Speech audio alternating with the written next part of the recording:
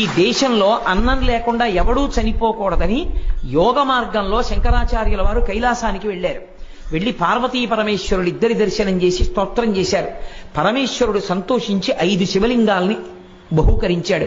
5 స్ఫటికలింగాలు. ఆ 5 లింగాల్ని తీసుకొచ్చి శంకరాచార్యుల వారు 5 ప్రదేశాలలో ఉంచారు.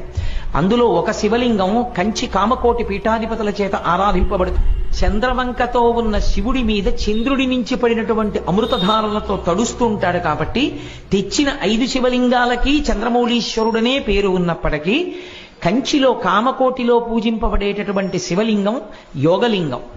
2వ లింగాన్ని శృంగేరిలో ఉంచారు. శృంగేరి పీఠాధిపతులు ప్రతిరోజు సాయంకాలం అర్చన చేస్తారు. శృంగేరిలో ఉన్నది భోగలింగం, నేపాల్లో ఉన్నది అక్కడ పెట్టినది వరలింగం, అలాగే కేదారంలో పెట్టినది ముక్తిలింగం, చిదంబరంలో పెట్టింది మోక్షలింగం. ఈ